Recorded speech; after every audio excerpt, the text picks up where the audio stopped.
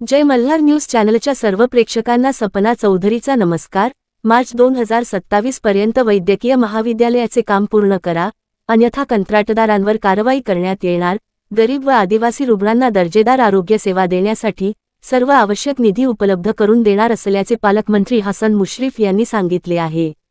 नंदुरबार जिल्ह्यातील गरीब व आदिवासी नागरिकांना अधिक दर्जेदार आरोग्य सुविधा उपलब्ध करून देण्यासाठी शासन कटिबद्ध असून जननायक बिरसा मुंडा शासकीय वैद्यकीय महाविद्यालय व वसतिगृहाचे बांधकाम मार्च 2027 पर्यंत पूर्ण करण्यासाठी सर्व संबंधित यंत्रणांनी गतीने काम करावे, असे निर्देश राज्याचे वैद्यकीय शिक्षण मंत्री तथा जिल्ह्याचे पालकमंत्री हसन मुश्रीफ यांनी दिले।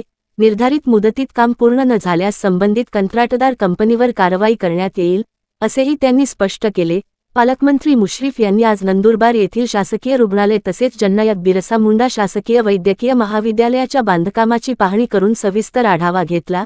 यावेळी जिल्हाधिकारी डॉक्टर मित्ताली सेठी, वैद्यकीय महाविद्यालयाचे अधिष्ठाता डॉक्टर संजय राठोड, जिल्हा शल्य चिकित्सक डॉक्टर विनय सोनवणे, जिल्हा नियोजन अधिकारी शशांक काळे यांच्यासह संबंधित अधिकारी उपस्थित होते। यावेळी बोलताना पालकमंत्री हसन मुश्रीफ म्हणाले की नंदुरबार हा आदिवासी बहुल जिल्हा असून येथील बहुतांश नागरिक शासकीय आरोग्य यंत्रणेवर अवलंबून आहेत, त्यामुळे रुग्णांना आधुनिक आणि गुणवत्तापूर्ण आरोग्य सेवा उपलब्ध करून देणे ही शासनाची प्राथमिकता आहे। रुग्णालयातील आवश्यक सुविधा वाढविण्यासाठी तसेच विविध त्रुटी दूर करण्यासाठी आवश्यक निधी उपलब्ध करून दिला जाईल। जिल्हा नियोजन समिती आणि संबंधित विभागांच्या माध्यमातून आरोग्य सेवांचे बळकटीकरण करण्यात येणार आहे। वैद्यकीय महाविद्यालय व वसतिगृहाच्या बांधकामाचा आढावा घेताना पालकमंत्र्यांनी गेल्या काही महिन्यांत कामाची गती अपेक्षेप्रमाणे नसल्याचे निदर्शनास आणून देत आतापर्यंत सुमारे 43% काम पूर्ण झाले आहे। निधी उपलब्ध असतानाही प्रकल्पाला अपेक्षित वेग मिळालेला नसल्याने कामकाजात अधिक समन्वय आणि गती आणण्याच्या सूचना त्यांनी दिल्या।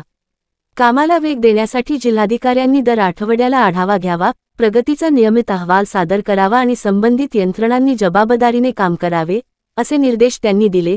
पावसाळ्यात बाह्य कामांवर मर्यादा येण्याची शक्यता लक्षात घेता अंतर्गत कामे तातडीने पूर्ण करण्यासाठी कंत्राटदारांनी आवश्यक मनुष्यबळ वाढविण्याच्या सूचनाही यावेळी देण्यात आल्या। वैद्यकीय महाविद्यालय व रुग्णालयासाठी पिण्याच्या पाण्याच्या योजनेसाठी 10 कोटी रुपयांचा निधी मंजूर करण्यात आला असून वीज पुरवठ्याचा प्रश्नही लवकरच मार्गी लागणार आहे। महाविद्यालयाकडे जाणाऱ्या रस्त्याबाबतची अडचण जिल्हा प्रशासनाने दूर केली असल्याची माहिती यावेळी देण्यात आली।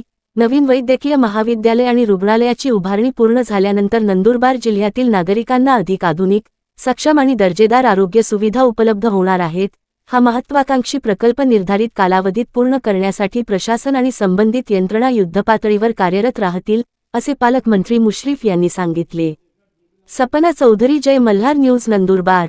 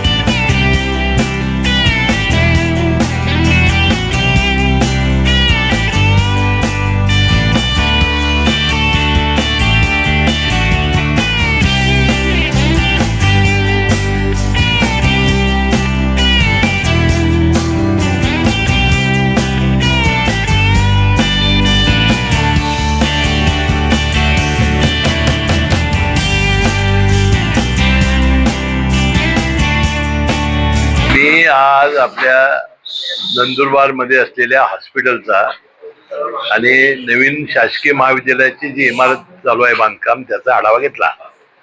हॉस्पिटल हे फार मोठ्या त्रुटी यामध्ये आहेत, कारण नंदुरबार जिल्हा आदिवासी बहुल जिल्हा आहे आणि इथं बऱ्याचशा अडचणी नागरिकांच्या आहेत आणि त्यामध्ये विशेषतः महिलांच्या आणि गरीब रुग्ण आपल्या या सरकारी इस्पितळात येतात।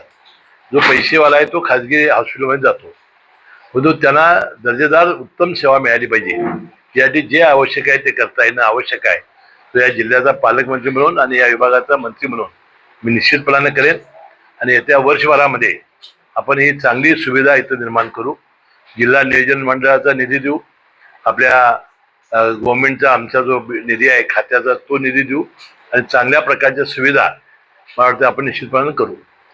दुसरं जे आपण वैद्यकीय महाविद्यालयाचं हॉस्पिटल आणि हॉस्टेल्स इत्यादी ज्या इमारतीचं बांधकाम सुरू आहे, वास्तविक ही हाईट्स म्हणून PUC आहे जी प्रोजेक्ट मॅनेजमेंट आहे आणि जी जॅक्सन म्हणून कॉन्ट्रॅक्टरची कंपनी जी आहे ती काम करते.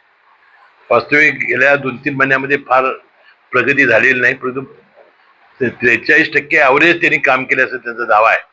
पैसे त्यांच्याकडे पडून आहेत आणि म्हणून मी जिल्हाधिकाऱ्यांना सांगितलेलं आहे की आठवड्याला यांचा रिव्ह्यू घ्या. पिण्याच्या या पाण्यासाठी तेथील हॉस्पिटलच्या आणि कॉलेजच्या आपण डॅममधून 10 कोटी रुपये आपण दिलेले आहेत. 2 वेळा MGPने टेंडर निघालं, प्रतिसाद मिळालेला नाही असं त्यांचं म्हणणं आहे. MSCBना लोकांना जे एस्टिमेट करायचे होते त्यांनी ते करून पाठवल्यानंतर ताबडतोब MSCचा रोडचा असा प्रश्न मिटेल. आणि त्याशिवाय रस्त्याचा एक छोटासा प्रश्न होता तोही कलेक्टरने आता तात्काळ मिटवलेला आहे. आता मला वाटते जी कंपनी काम करते त्यांनी मजूर वाढवणं आणि वेळेत मार्च 2027 ही त्यांची कम्प्लिशनची डेट आहे. मी त्यांना सक्त ताकीद दिलेली आहे, मुदतवाढ मिळणार नाही. आम्ही ब्लॅकलिस्ट करू, वेळेत तुम्हाला काम करावं लागेल.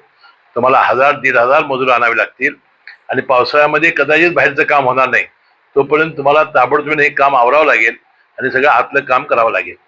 मला वाटते जिल्हाधिकारी मॅडम या आठवड्याला याचा आढावा घेतील आणि मला विश्वास आहे की येणाऱ्या या वर्षभराच्या आत ही इमारत तर पूर्ण होईलच, परंतु हॉस्पिटलमध्ये असलेल्या अनेक त्रुटी ज्या आज आमच्या निदर्शनास आल्या त्या पूर्ण करण्यासाठी आम्ही आवश्यक तो निधी त्यांना प्राप्त करून देऊ.